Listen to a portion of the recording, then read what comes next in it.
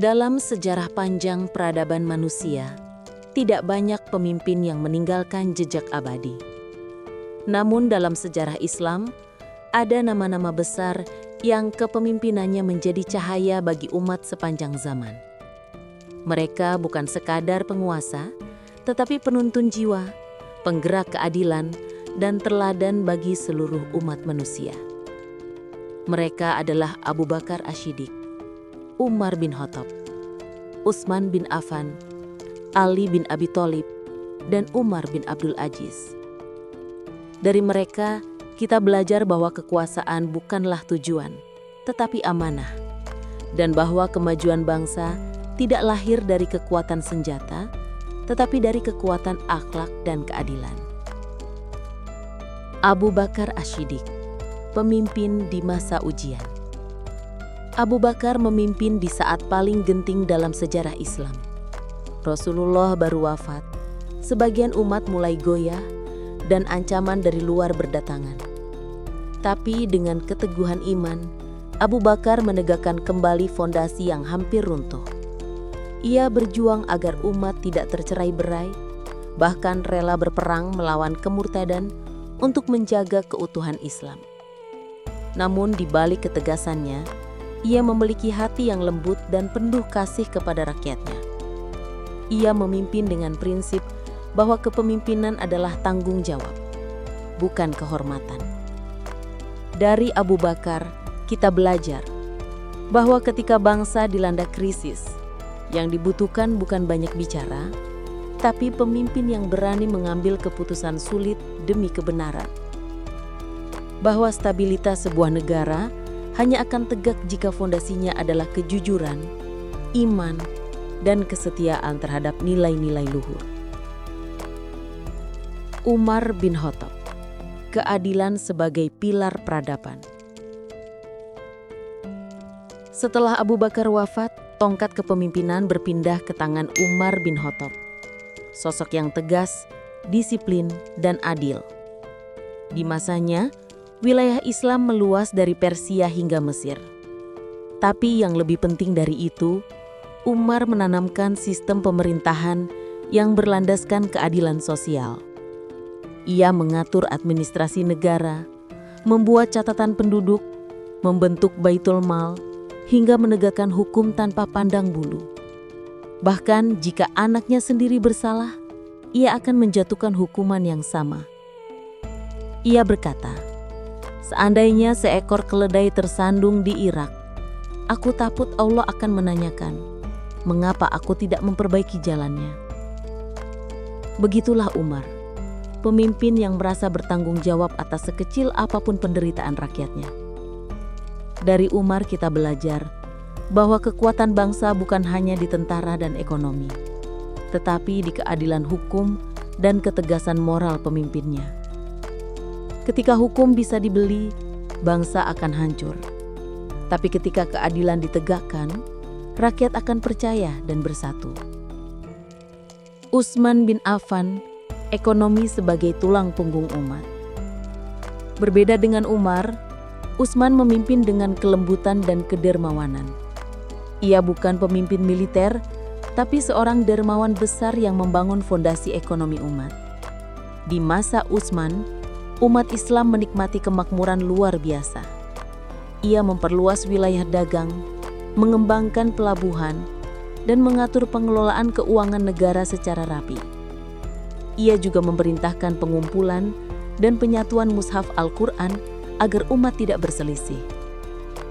Namun karena kelembutannya dan terbukanya kekayaan negara, muncul kelompok yang iri dan tamak, hingga akhirnya fitnah mengguncang pemerintahan dan menewaskannya. Dari Utsman kita belajar bahwa kemakmuran tanpa pengawasan dan moralitas bisa melahirkan pengkhianatan. Bahwa ekonomi yang kuat harus dibangun di atas amanah, pemerataan, dan tanggung jawab moral. Dan bahwa kemakmuran bangsa bukan berarti bebas dari fitnah. Justru di saat makmur, ujian moral semakin besar.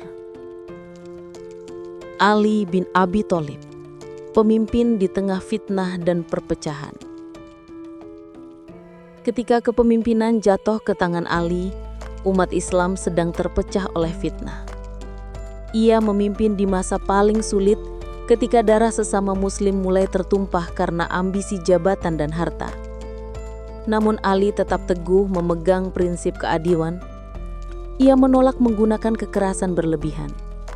Karena bagi Ali, menjaga persatuan umat lebih penting daripada merebut kekuasaan. Ia adalah pemimpin yang bijak, yang mengutamakan kebenaran meski ia sendiri harus kehilangan kekuasaan. Ia tidak mencari kemenangan politik, melainkan kedamaian hati umat. Dari Ali kita belajar bahwa pemimpin sejati tidak haus kekuasaan. Ia rela disalahpahami demi menyelamatkan rakyatnya dari kehancuran. Dan dalam kehidupan berbangsa, persatuan lebih mahal daripada ambisi pribadi. Umar bin Abdul Aziz, pemimpin yang bersih dan efektif. Beberapa dekade setelah keempat khalifah besar itu, lahirlah sosok Umar bin Abdul Aziz, Khalifah Bani Umayyah yang dijuluki Khalifah kelima karena keadilannya. Dalam waktu yang sangat singkat, hanya 2,5 tahun, ia berhasil menegakkan keadilan sosial dan memakmurkan rakyatnya. Ia memotong pengeluaran istana, menolak hidup mewah, dan mengembalikan harta rakyat yang pernah dirampas. Ia memerangi korupsi dan menegakkan pemerintahan yang bersih. Sampai akhirnya, di masanya, hampir tidak ada lagi orang yang mau menerima zakat, karena semua sudah sejahtera. Dari Umar bin Abdul Aziz, kita belajar bahwa perubahan besar tidak memerlukan waktu lama jika dilakukan dengan niat yang tulus dan sistem yang bersih. Bahwa bangsa akan makmur bukan karena panjangnya masa jabatan, tapi karena bersihnya hati pemimpin dan efisiennya tindakan. Hikmah untuk membangun bangsa hari ini. Kelima khalifah itu telah pergi berabad-abad lalu, namun nilai kepemimpinannya tetap hidup. Mereka menunjukkan bahwa kejujuran membangun kepercayaan, keadilan menegakkan keutuhan, amanah menumbuhkan kemakmuran, kebijaksanaan menjaga persatuan, dan ketulusan menumbuhkan keberkahan. Di tengah dunia modern yang penuh kepentingan, nilai-nilai itu harus kembali menjadi kompas moral bangsa. Karena membangun negara bukan sekadar memperbanyak proyek, tapi menumbuhkan iman, integritas, dan rasa tanggung jawab. Kita tidak butuh pemimpin yang pandai berpidato, tapi pemimpin yang jujur bekerja nyata. Dan kita tidak butuh rakyat yang hanya mengeluh, tapi rakyat yang sadar bahwa tanggung jawab pertama atas kemakmuran bangsa ada di tangan mereka sendiri. Sebab dari rakyatlah lahir para pemimpin dan wakil rakyat di pemerintahan. Jika nilai-nilai itu kita hidupkan kembali, maka bangsa ini, betapapun penuh tantangan, akan tegak, makmur, dan bermartabat. Karena sejarah telah membuktikan, bangsa yang mengikuti jejak para pemimpin adil akan menjadi bangsa yang dirahmati Allah.